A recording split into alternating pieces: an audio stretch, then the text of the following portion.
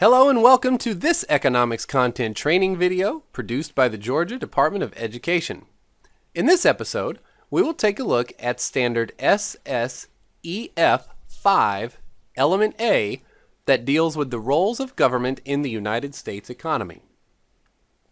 If you watched the economic systems video, then you will remember that the United States functions mostly as a market economy, which means most of our economic decisions are handled through consumer and producer interaction. The government in the United States, however, does play a very large role in our economy, both from an expenditure standpoint and from a regulatory standpoint. For this standard and element, your students are expected to be able to explain why the government does the things they do. So we will try to answer that here. Before we can look at why the government does what it does, we need to understand the roles that it plays overall. Now, before going any further, I want to clarify that this video is not meant to be a position statement about whether the government should do these things. Rather, the government is doing them, so let's figure out why. It's important to discuss that with your students as well, as this topic can breed some pretty strong feelings one way or another, particularly if the student has a household that is very politically minded on one side or the other. There are different roles for governments in different countries, but in the United States, our government essentially does 5 things, even though this standard only focuses on 4. The 5th, regulation, is dealt with in a separate standard. The first role the government plays in the U.S. is that it provides public goods and services. Education, military protection, public parks, police services, interstate highways, environmental protection, etc., etc., etc. This is a role that most folks agree government should probably provide, and indeed, in pretty much every country in the world, governments serve this purpose to varying degrees. But why? Why is providing public goods and services such a big part of what governments do? The answer to this lies in something economists call the free rider problem. The free rider problem exists when people can benefit from a good, service, or resource without paying for it, and therefore have no incentive or desire to pay for it. Imagine this scenario. This is your house, and this is Jay's house. Jay works at a new restaurant over here. At first, there is no road connecting your houses to the restaurant. Jay wants to build a road so he can get to work more conveniently, and he asks you to chip in since your house is in the same area.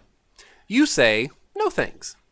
Well, Jay, really wanting to get to work in a convenient manner, decides to build the road anyway, and he does so. Here's the road. Now, are you going to get any benefit out of this road? Well, yes. It's now easier for you to get to the restaurant as well. But you didn't pay for it. Could Jay keep you off the road? Well, maybe if he hired a security guard to prevent you from entering or something like that, or built a fence, possibly, but that increases his cost. What about the rest of the houses on the street?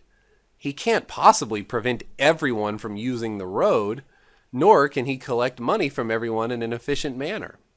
In real life, the result would most likely be Jay just wouldn't build the road. This is the free rider problem. I used a road in my example, but the same logic would apply to military protection, education, national parks, or investments in infrastructure. To get around this, the government collects taxes from a very large portion of the population and then provides these public goods for everyone to use without having to pay per use. The idea of taxes leads us to the second role of government, redistribution of income. In order to pay for public goods and services, the government collects taxes. As discussed in the taxation video, the U.S. government uses a variety of taxes, but the federal government gets most of its money through income taxes. The federal tax system is a progressive system, meaning that the more money you make, the higher percentage of that money you pay in taxes. What does the government do with this money? Well, as we just learned, they primarily provide public goods and services. However, with some of the money, the government also provides social programs, including welfare, public housing, and unemployment benefits that not everybody actually uses or gains benefit from. The last one, unemployment benefits, is perhaps the clearest example of redistributing income.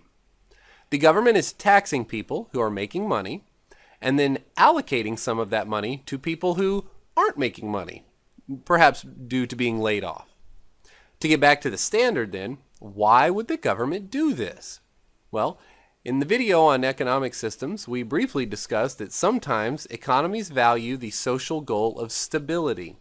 Having social welfare programs, like unemployment, help maintain stability in the economy, especially when contractions and recessions occur. Providing public goods and services and redistributing income are sometimes contentious topics, with people disagreeing over how much the government should actually do in those areas.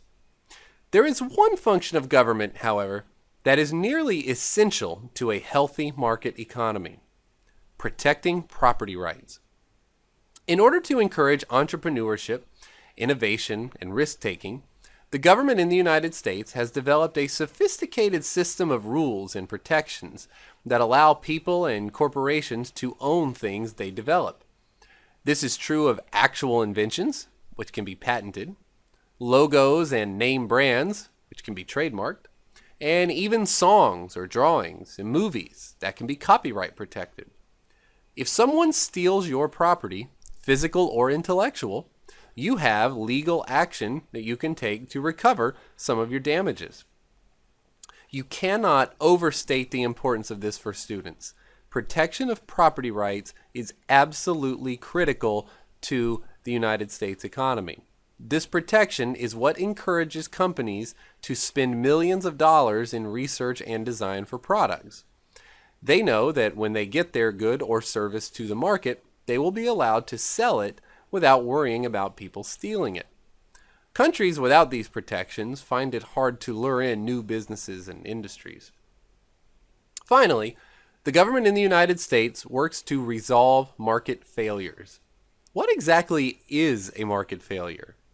Well, the simplest way to think about a market failure is a situation where the producers and consumers, who are, remember, supposed to be allocating resources so that both sides are happy, are not allocating those resources efficiently. There are several different types of market failures, one of which is the free rider problem described earlier.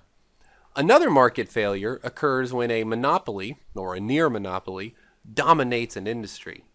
Without competition, the likelihood that the monopoly would produce enough of that product to adequately meet demand is low. Another common market failure is when the producers of a good or service create things like pollution or other negative effects that have an impact on people not even involved in that particular market. This is called a negative externality. Why does the government want to correct these things? Well, one reason is in the interest of efficiency. And any economic system interested in growth needs to make the most efficient use of its resources. Secondly, we have a culture in the United States of encouraging competition. Monopolies and oligopolies reduce that competition, so the government looks for ways to maintain it. As a side note, the government also works to make sure counterfeit goods and counterfeit money are not present, as these things create fraudulent transactions, which is another type of market failure. In summary, the government in the United States is trying to balance several goals that are somewhat in conflict with each other. Having efficient markets, for example, is not necessarily consistent with having equal income for everyone in the market. Sometimes businesses wish to let go of workers who are not efficient.